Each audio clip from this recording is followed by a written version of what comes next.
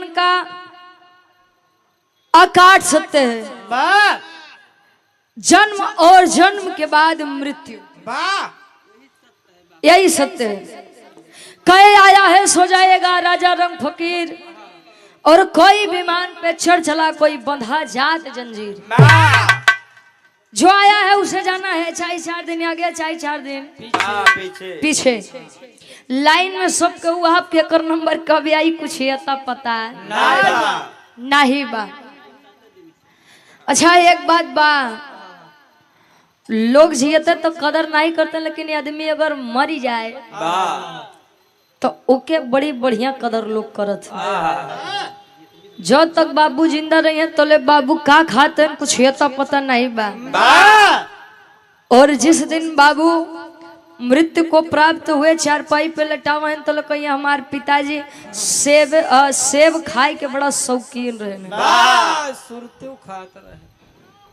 तंबाकू खैनी सुरती जौन भी बोला, हर जगह के अपन अपन भाषा बा।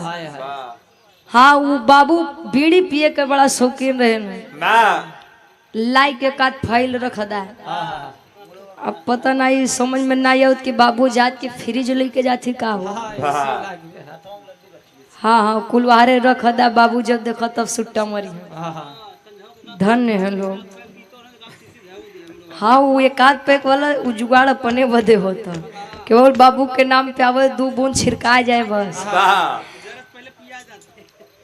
अच्छा जरूरी नहीं है कि अगर इंसान राक्षस योनि में जन्म लेता है तो वह राक्षस ही हो, सात्विक विचार का भी हो सकता है। जैसे प्रहलाद जी थे, और एक कहानी ऐसे उठेगी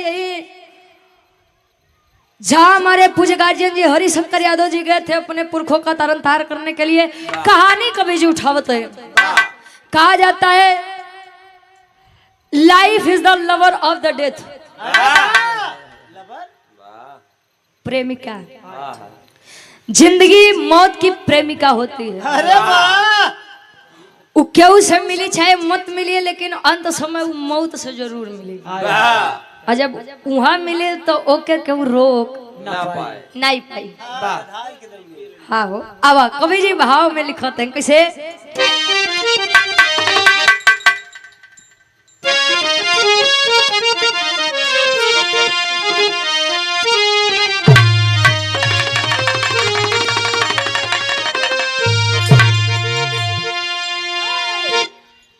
अरे तगाया सुर ललनवा हो,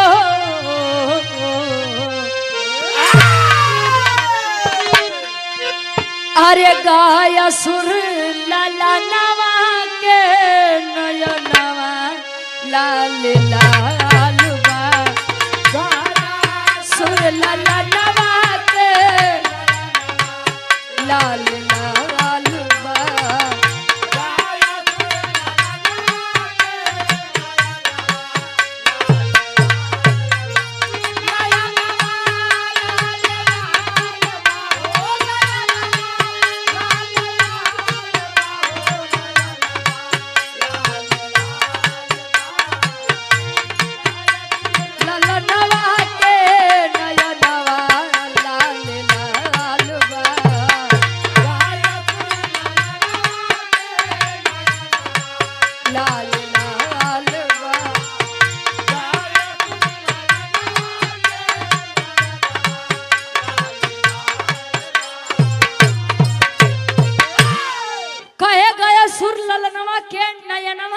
लाल बा। गयासुर राक्षस योनि में जन्म लिया था, लेकिन कभी भी उसके अंदर यह नहीं हुआ कि देवताओं को पराजित करना है, उनके स्वर्ग लोक को हड़पना है, कभी भी नहीं। गयासुर एकदम साफ विचार करे, सात्विक विचार करे, और भगवान विष्णु के बड़ा बरियार भक्त रहे। तपस्या किया, जब पहले के लोग पूजा पाठ करें तपस्या करें तो ईश्वर चली आवे दर्शन दे बोदे। आज के लोग तो दिन में हरे हरे 200 ग्राम घरे घरे, तो कहाँ से देवी देवता प्रसन्न हुई है। अच्छा लगाए लिए हैं नहीं 2 लोटा, लेकिन चंदन तिलक लगावे में लोग आधा घंटा लेते हैं। वो शीशा में देख के कि कहूँ ज्यादा तो नहीं होत बा। हाँ एकदम सही से लागे तब बढ़िया बा। बाहर आजकल के पुजारी गया सुर तपस्या किया, विष्णु जी प्रकट हुए, कहे बोल बेटा क्या चाहिए? कहे कि जौन मांगब तोन देबा, हाँ दूंगा। कहे से नहीं तिरवाचा बांधा कि जो मांगूंगा वो दोगे? कहे हाँ दूंगा। दोगे? हाँ दूंगा। कहे दोगे? कहे रे बेटा दूंगा, मांग तो सही। कहे तो सुना हमार मांगन बा। का मांगन बा?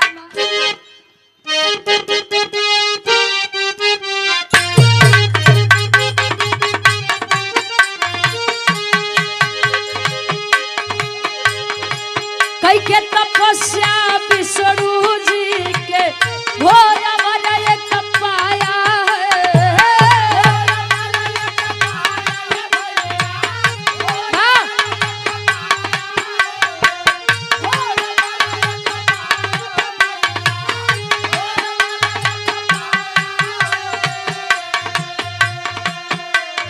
हाथ रखूं या जिसको छू लूं, जाए स्वर्ग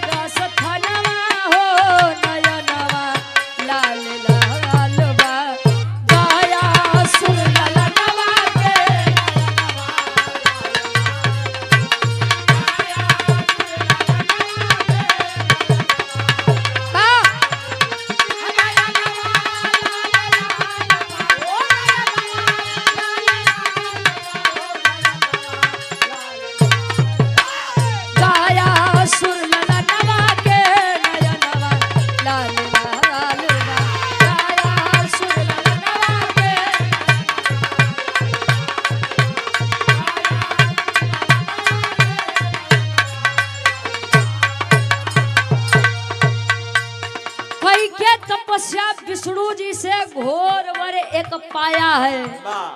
और हाथ रखूं या जिसको छू लूं, जाए स्वर्ग स्थनवा हो नयनवा लाले लाल बा। गयासुर बोला स्वामी वरदान में मुझे यह चाहिए कि मैं जिसके ऊपर हाथ रख दूं या जो कोई मुझे छू ले, वो कितना बड़ा अधर्मी हो, कितना भी बड़ा पापी हो, उन नरक में नहीं केवल स्वर्ग में जाए। अब विष्णु जी फंस गए न। अच्छा कहूँ हो तो गुरु जी की तिरवाचा बंधाई के बाद बड़ी दिक्कत हो तो।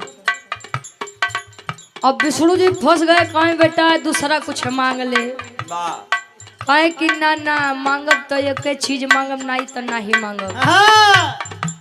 अभी बतावा तू देबा कि नहीं देबा, तू हार काम बा। बतावा जब देबा कि नहीं क्यों। अच्छा भाई विष्णु जी तिरवाचा बांधे थे। कहे ए मस्त बेटा ऐसा ही होगा, तू जिसके ऊपर हाथ रखेगा या जो भी तुझको छुएगा वो कितना भी बड़ा अधर्मी हो स्वर्ग ही जाएगा। अच्छा धीरे धीरे ऐसा हो लोगन के पता चले कि यार कितनो बरियार पाप करबा, अगर वो गयासुर के छू लेबा तो केवल स्वर्ग में स्थान मिली। अब लोगों की भीड़ लगने लगी कि यार चलो कुछ भी कर, गयासुर का छुआई के बाद, केवल छुए के बाद। स्वर्ग लोग कम मार्ग जब एकदम गुरुजी भरे लाग, स्वर्ग लोग जब एकदम भरे लाग, नरक लोग खाली। यमराज जी बेचारे एकदम परेशान क्यों रे साला, ये क्या हो रहा है। चोर मर रहे हैं तो भी स्वर्ग जा रहे हैं, बलात्कारी आदमी मर रहे हैं तो भी स्वर्ग ही जा रहे हैं। जितने पापी हैं सारे जा रहे हैं, जितने अधर्मी हैं साले कुल स्वर्ग लोग जा रहे हैं, तो नरक लोग के करे वो देवा। अच्छा वह समय में रहे, मान ला गयासुर रहे तो गयासुर से लोग स्वर्ग लोग पहुंच रहे। आज के समय में के बाय कि जे मराद बा कुल स्वर्ग लोग जाते कहो। अच्छा जब पृथ्वी का और उस तरफ यमराज का आसन डिसबैलेंस होने लगा कि रे यार ये तो गजब होत बा। गए विष्णु जी के पास, कहे विष्णु जी का वर दे के चला आए है। ऐसे बड़ी आफत बा। अब या तो गया सुर के मारा या तो कुछो करा, लेकिन ई अनर्थ होए से रुका। विष्णु जी पहुंचे, गया सुर से कहे कि बेटा तुमने मुझसे जो मांगा था मैंने तुमको दिया है, अब मैं भी तुमसे कुछ मांगना चाहता हूँ। कहे क्या? कहे मांगू दोगे? कहे कि अरे स्वामी आप वहीं के भक्त है, कैसे नहीं दे। कहे सुनो फिर मैं तुमसे मांगता हूँ। क्या मांगे?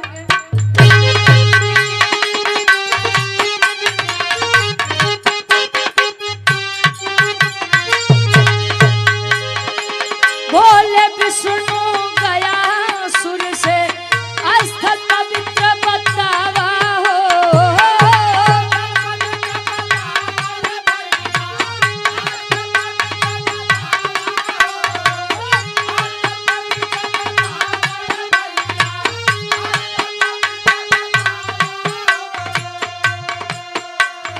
तोहरे हृदय से बढ़िया नाही, तोरे हृदय से बढ़िया नाही, केहू के बाटे मनवा हो। नयनवा लाल लाल बा, गया सुर ललनवा के नयनवा लाल लाल बा। बा क्या बात है?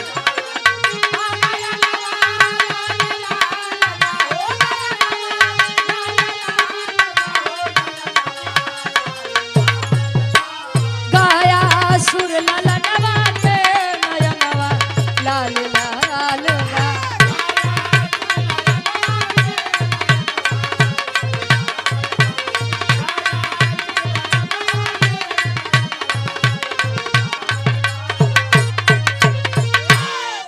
विष्णु जी बोले बेटा मुझे तुझसे एक काम है, और काम यह है कि मुझे हवन करना है। कहे तो कीजिए ना, क्या दिक्कत है? जो भी दिक्कत होगी हम देख लेंगे। कहे कि पहले ओके सुना यार, हम मांगत खाई तो सी। कहे कि हाँ बोलिए। कहे कि मुझे पवित्र स्थान चाहिए। कहे तो कुछ लैला, का दिक्कत बा? कहे कि बेटा ढेर बढ़ के मत बोल, नहीं तो ऐसे राजा बोली फंसा रहे। हाँ वो केवल 3.5 पग में न पाई गए उनको। कहे कि अच्छा ठीक है, साफ साफ बताइए आपको चाहिए क्या मुझसे? कहे कि बेटा मुझे पवित्र स्थान चाहिए हवन करने के लिए, और इस संसार में अगर कुछ भी सबसे ज्यादा पवित्र है तो ये तेरी पूरी देह है, पूरी शरीर है, और बाकी कुल तो पाप से भरा बा। कुल के पाप तू काटत है तो तोसे बड़ पवित्र शरीर के कर होई। गया सुर कहे जा स्वामी ले ली हा कुल, जितना आप हमको दिए थे उतना तो आप हमसे ले लिए। कहे तब कहे कि बेटा देख तेरे इसी शरीर पर बैठ करके मैं हवन करना चाहता हूँ। गया सुर भी सात्विक विचार का विष्णु जी का भक्त, कहे कि ठीक स्वामी ले लीजिए, कोई दिक्कत नहीं। हवन कुंड की तैयारी हुई गया सुर के हृदय पर, सीने पे तैयारी हुई, हवन हुआ। हवन होने के बाद भी गया सुर जीवित था। गया सुर जब जीवित था तब विष्णु जी के फिर से चिंता सतावे लग कि अगर ये जिंदा रही तो फिर दुविधा हुई। सभी देवी देवता आए, कहे कि विष्णु जी कुछ करा नहीं तो ढेर दिक्कत हो जाएगी। विष्णु जी हवन करके और अपना गदा लेकर के गया सुर के ऊपर खड़े हुए हैं, और अपने गदे का भार जब गया सुर के ऊपर रखे तो गया सुर जान गया कि अब मैं नहीं बचूंगा। कहे ए स्वामी, हर एक इंसान से उसकी आखिरी इच्छा पूछी जाती है, मेरी भी कुछ आखिरी इच्छा है, बताइए कि आप मेरी इच्छा को पूरी करेंगे? कहे बिल्कुल पूरी करूंगा बेटा, तूने मेरे लिए अपना शरीर दान दे दिया, क्या चाहिए बोल? कहे कि स्वामी मुझे यह चाहिए कि जब मैंने जीते जी इतने लोगों का तरन तार किया है, कितने लोगों को मैंने स्वर्ग पहुंचा दिया है, तो मरने के बाद भी जो भी मेरे इस शिला के पास आए अपने पुरखों का तरन तार करने के लिए, उसकी 7 पीढ़ियां वाह तर जाए मेरे इस सिले के पास आने के बाद। विष्णु जी कहें कि बेटा यो मस्त जब तुम्हारा आखिरी इच्छा इहे बा तो ऐसा ही होगा।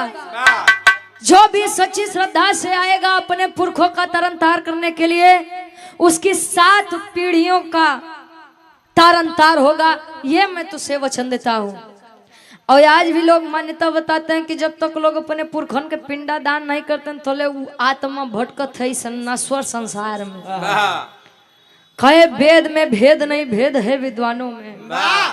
लोग कहते हैं गुरुजी कि कलयुग के जब अंत होई तब बैगन लग्गी से तोड़ाई।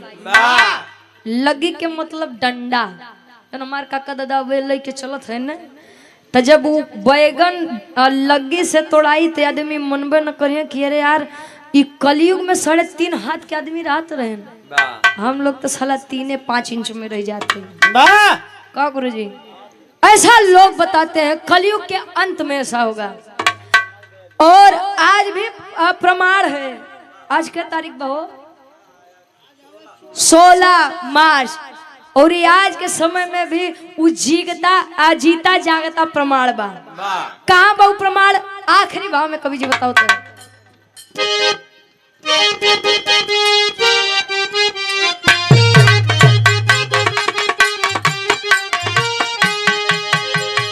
गया जिला और गया धाम के भइल तब उत्पत्ति हो।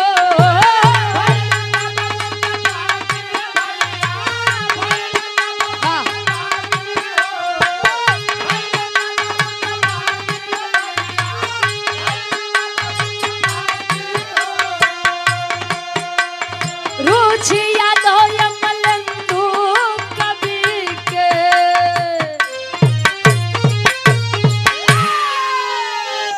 गया जिला और गया धाम के भैली तब उत्पत्ति हो। लोग दर्शन अगर करने के लिए जाते हैं तो 4 धाम बगुरु जी। एक ही गया जिला में गया धाम, जगन्नाथपुरी, और सबके अलग अलग अपन अपन एक कहानी बा। एक है रामेश्वरम धाम, और चौथा का है और चौथा उज्जैन नगरी। ये 4 नगरी पे लोग जाते और आए के बाद ही गया जगन्नाथ जी के भंडारा देते। अब यार तो नहीं पता, लेकिन हमारी तरफ लोग जाते तो ये उम्मीद छोड़ देते कि आदमी अगर लौटी तो सही सलामत लौटी, कि दिमाग से सही लौटी, कि दिमाग होकर खराब हो जाए, ये लोग बतावत है। खैर जब उम्र हुई तो ले जावा जाए का गुरुजी। हाँ खैर अबे तू जाए लायक नहीं है ना ना, अबे वो जाए लायक थोड़ी है। कहो कहे आखिरी भाव। अरे रुचि यादव यमलेंदु कवि के अरे सुंदर है रचनवा हो नयनवा लाल लाल बा।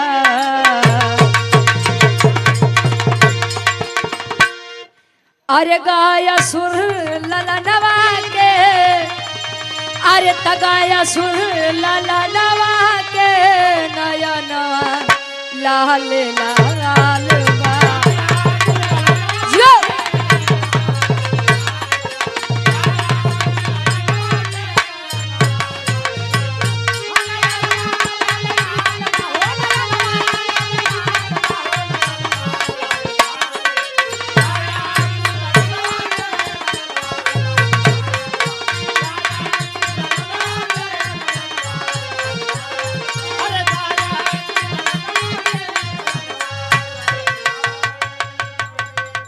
और आप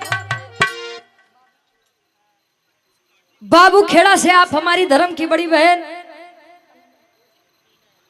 वीना यादव जी, ये सुंदर माला और ये 501 रुपए का सम्मान, बहुत बहुत धन्यवाद। आशीर्वाद के 4 की बच्चे अपनी कला में कामयाब रहे। अब आप लोग सुधीर भैया से आनंद ले, जब फिर नंबर आई तो एक बड़ी सुंदर सुंदर गीत, बड़ी सुंदर सुंदर बात सुधीर भैया जी के द्वारा आप लोगों के सुने के मिला। अब हरे वो बहलिया जे केवल संत जी के बात समझ के उ हिरण के छोड़ दिया। अहिया बैठ के जितना आदमी बिरहा सुनो तन अगर 5 आदमी अगर सुन के छोड़ दे तो जान ला बिरहा गाना सफल है। अरे वाह नहीं थे आदमी यो कहिए कि यार जो गाया था ठीक ही गाया था, लेकिन जब वो नाचे तो बड़ा गजब नाचे। का कमर रहे वाह, कमर रहे कि स्प्रिंग रहे गुरुजी वाह, का हो जैसे थ्रेसर के पुल्ली हिले। बड़ी सुंदर गीत, बड़ी सुंदर बात और बहुत कुछ सीखने को भी मिलता है। बड़े भाई आप सुधीर लाल यादव जी से बहुत बहुत धन्यवाद आशीर्वाद के चाह रहे हैं। डब्लू गुरु जी संकेत करते हैं लड़का कहे कोनो लड़का के अच्छा एक बात बा गुरु जी, आज के समय में कोनो लड़का के कोनो लड़की अगर पतिव्रता मिल जाए तो जान लो ओसे धनवान व्यक्ति दुनिया में क्यों नहीं बा बाबा। नहीं तो तू केतनो खबाबा दुलही तार नीला डरम में भरे तो का करबा को रुपया। लड़की थी एक 45 वर्ष की महिला थी देवरिया की और लड़का था अंबेडकर नगर का और लड़के की उम्र थी 22 से 23 साल और लड़किया की उम्र 45 साल और लड़किया के 5 गो दिला। हाँ हाँ औरत मेहरारू। सोशल मीडिया के दौरान दोनों में बातचीत हुई, पति को पता चला, सुधीर भैया पति को पता चला, हाँ पति को पता चला, वो समझे कि केतनी बड़ी 76 है। अरे वाह, वो तो ज्यादा मुद्दों का हाँ वो अबे जनसंख्या बढ़ते बा और कले बड़ी कुछ पतो नहीं बा। अच्छा वो पति जब जान पाया कहा एक काम कर अपना बोरिया बिस्तर बांध आओ चल हमारे साथ, ले आया अंबेडकर नगर। लड़के को भी बुलाया, कहे कि भाई तुझे मेरी पत्नी पसंद है? कहे बहुत पसंद है। कहे साथ में रखेगा? कहे हाँ रख लूंगा। कहे काम कर भाई ले जा, ले जा, सेकंड हैंड गाड़ी हो जी, ले जा। अच्छा प्रेमी से मिला करके आया अपने घर, तो गांव समाज के लोग पूछे कि कस यार पत्नी के इतनी बड़ी बात जान गया है, कुछ कहबो नहीं भैया, चल दिया के प्रेमी से मिलवावे। पति कहे भाई साहब के ओकरे प्रेमी से मिला दे तो ले जियत है, आ नहीं मिलाए 2-4 बात अगर बोल दे तो शायद हम नीला डरम में हुई। तैसे लड़की जहाँ जाऊँ के जाए द भाई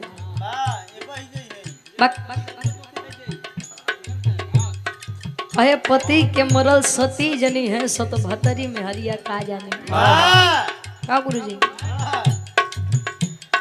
उ लइका कहे अपने दुल्हनिया से कैसे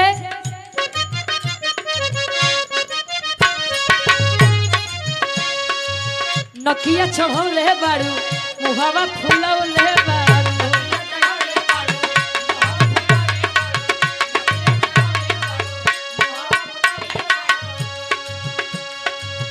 नकिया चढ़ौले बारू मुहावा फुलौले बारू, काहे बिछौना गोरिया लगे बिछौले बारू।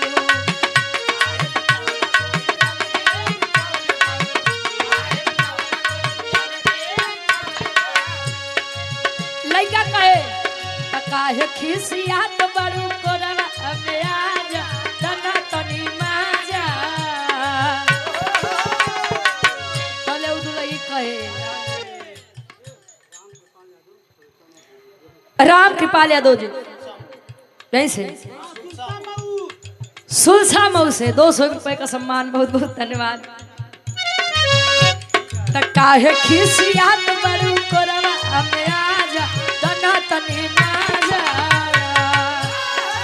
दुलई कयब का बताई राते बदन दिहल तूरा रे राजा कमजोर रे राजा कमरिए में पीर बड़ा जोर रे राजा कमरिए में पीर बड़ा जोर रे राजा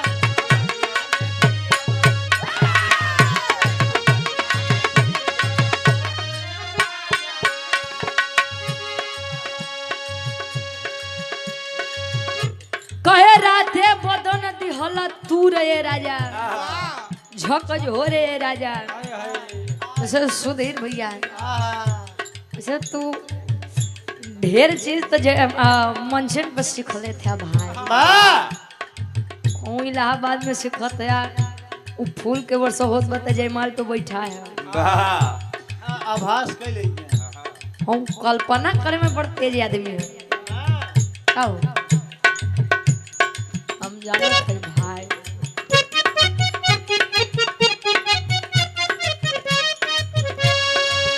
मंजित भैया तार वाली नया नया गवाना के नया होठ लाली होठ चाट चाट होठ चाट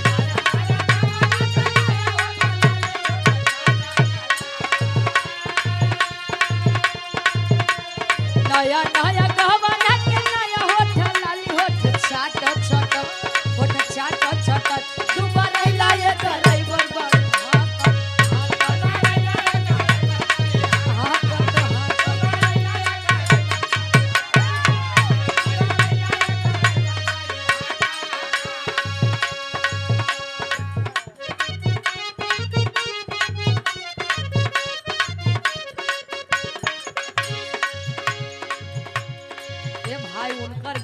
मत फसावा आवा नया नया गवाना के नया होठ लाली होठ चाट चाट नया गवाना के नया होठ लाली होठ चाट चाट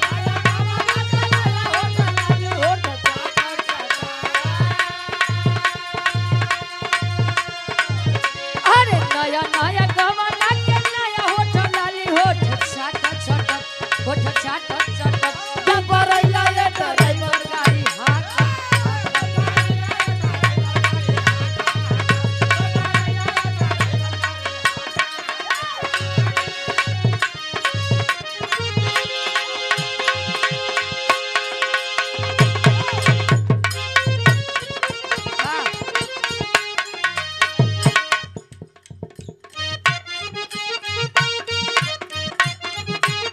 बड़ी पुरान गीत लड़का कहे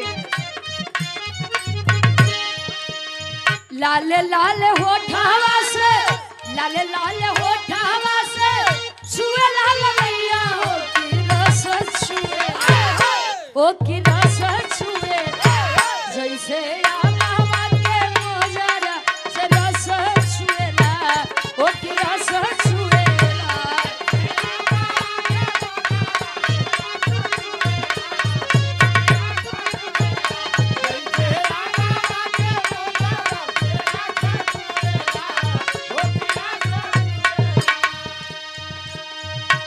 कहे लाले लाले होठवा से छुए लाल लैया हो की रस छुए अरे वाह तले आज के लोग गावत हैं लइका कहे प्यार वाली बातिया से प्यार वाली बातिया से बोले लू करे जा हो करे जा छुए हो करे जा छुए तो हर मीठी मीठी बोलिया करे जा छुएला हो करे जा छुएला तो हर मीठी मीठी बोलिया करे जा छुएला हो करे जा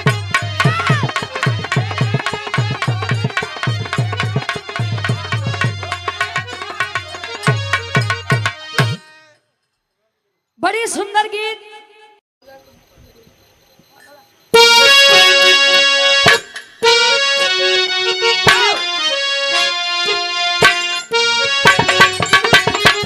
जियो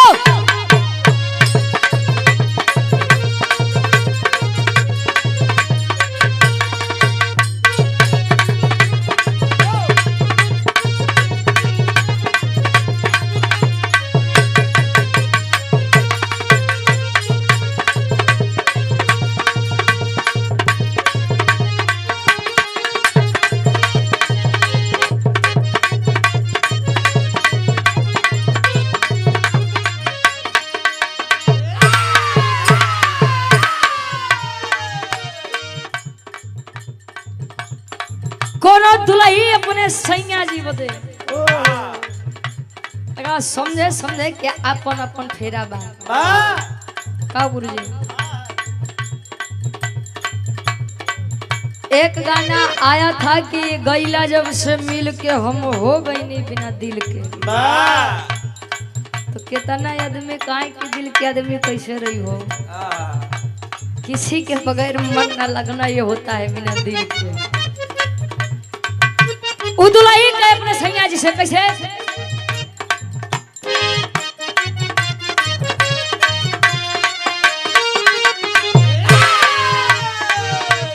हिल के पलंगिया त रोज हिलता,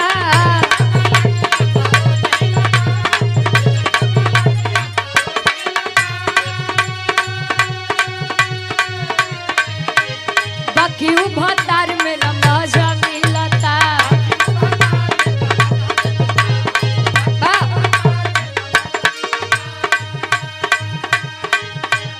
हिल के पलंगिया त रोज हिलता, बाकी भतार में न मजा मिलता।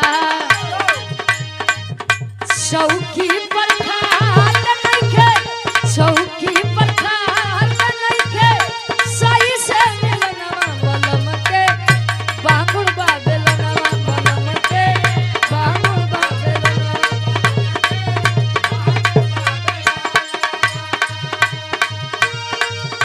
बलम के बांगुर बाबेलनवा अरे राजा के बांगुर बाबेलनवा, राजा के बांगुर बाबेलनवा।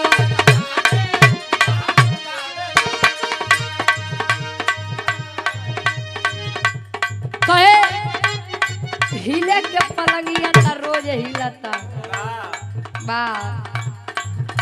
बारे दुलही के विपत।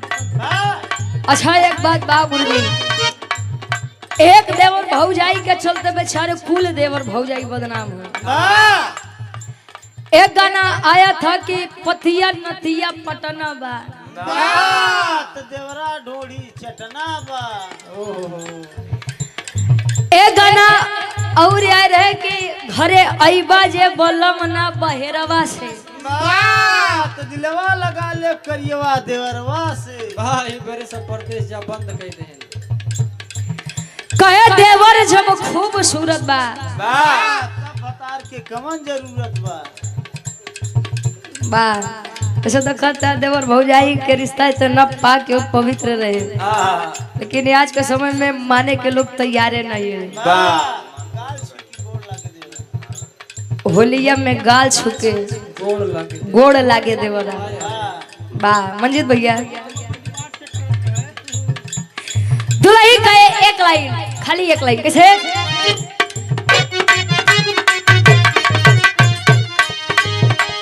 भइल बटे बड़ी तीर छोल देवरा, देवरा भइल बटे बड़ी तीर छोल,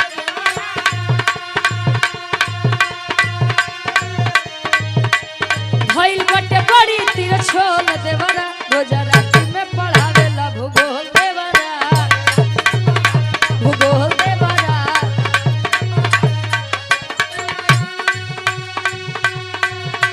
कहे तने नहीं दुनिया बतावे गोल गोल देवरा,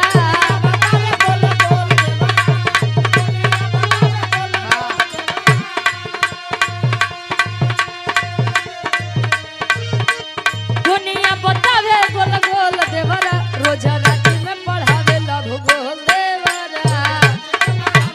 आओ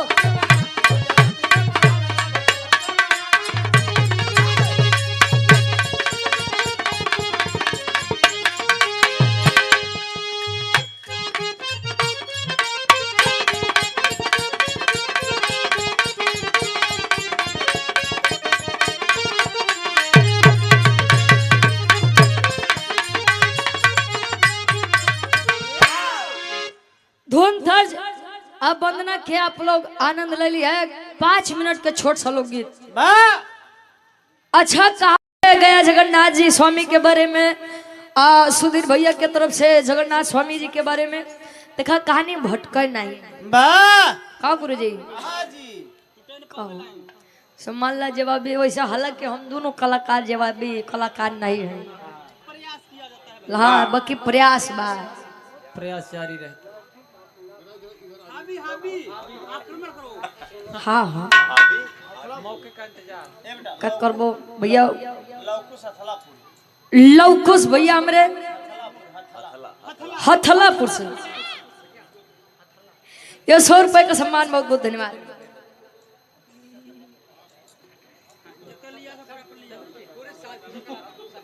ये बेटा कुंवर खेड़ा से राम जी शर्मा क्यों किया?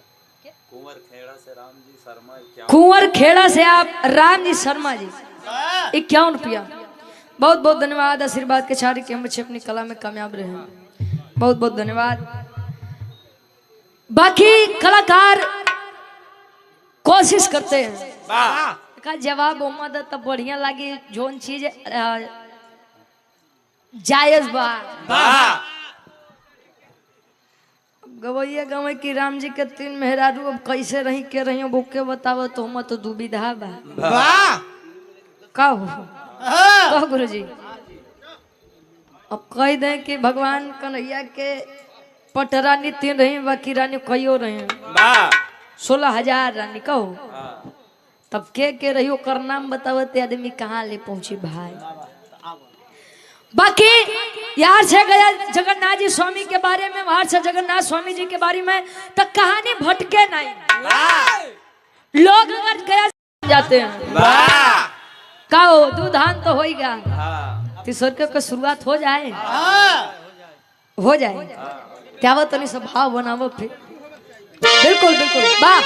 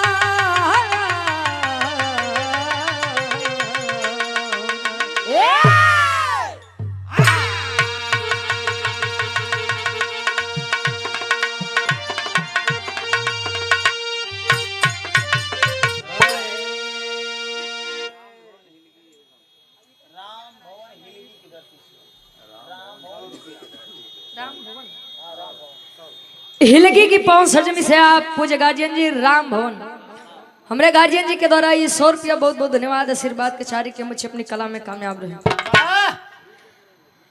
त्रेता युग एक ऐसा युग रहे गुरु जी। अच्छा सतयुग में देव और दानव अलग अलग लोक में रहा, स्वर्ग लोक, पताल लोक, कहो मृत लोक। त्रेता युग में देव और दानव अलग अलग दिशा, अलग अलग देश में रहा। राम जी अयोध्या में, भारत में, और रावण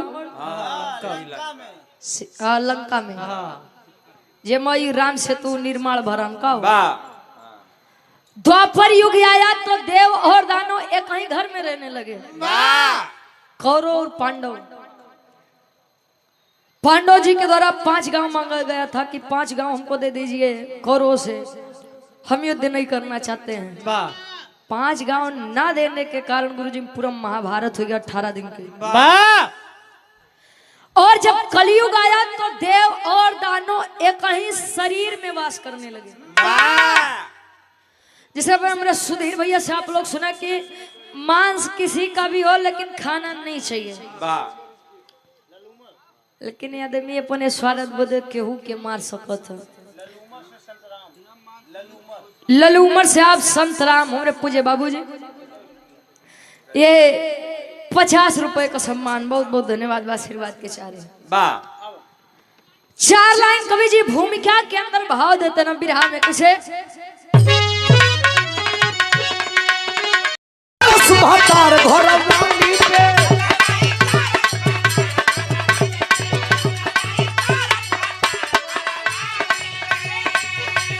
अरे लग जाई गोरहन जवानी हो रियाली पे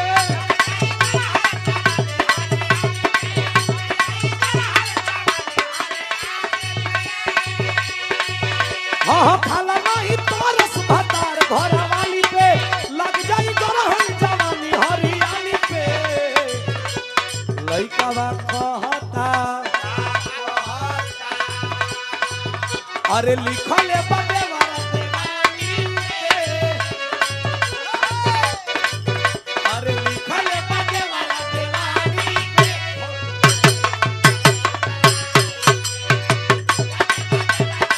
भौजी मोरा ओ फलानी पे अरे लिखले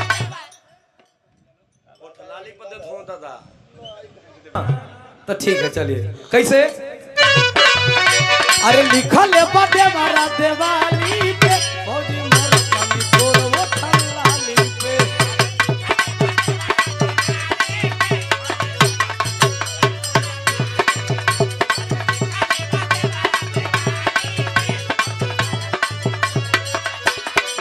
देखो हई तरज नया बड़ा रंगीन मिजाज के तरज आइल बा कैसे बात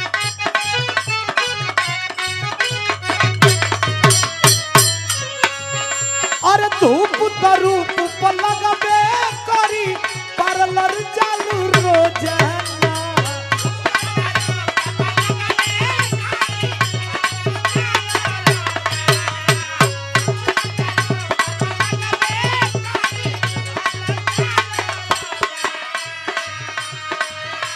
अरे धूप रूप पर लगबे करी पार्लर चालू रोजाना अरे लाग जाई लूक तो पूछू जाई जो बना अरे लाग जाई लूक तो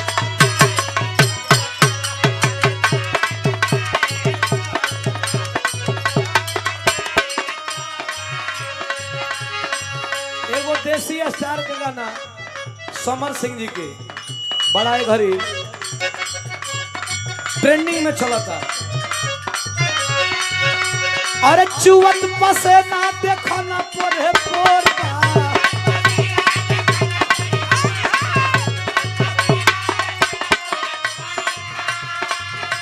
अरे चुवत पसे ना देखो ना पोरे पोरका अरे हाँ कपिया पंखा गरमिया के जोड़गा हाँ कपिया पंखा गरमिया के जोड़गा हाँ कपिया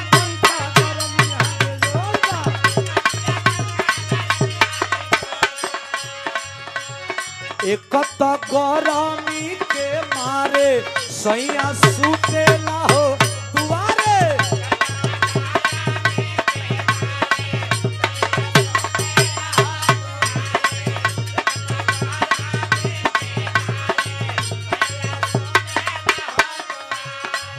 एक तो गरमी के मारे सैया सुतेला हो दुआरे तो रतिया होले गरमिया ना डोले पराना रतिया होले गरमिया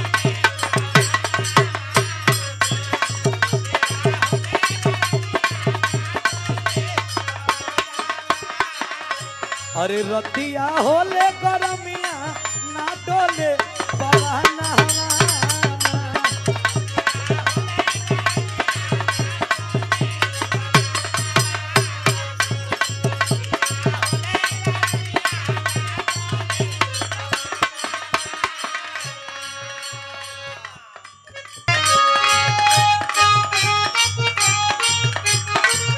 लइका कहता चुमीला फटुआ रतिया में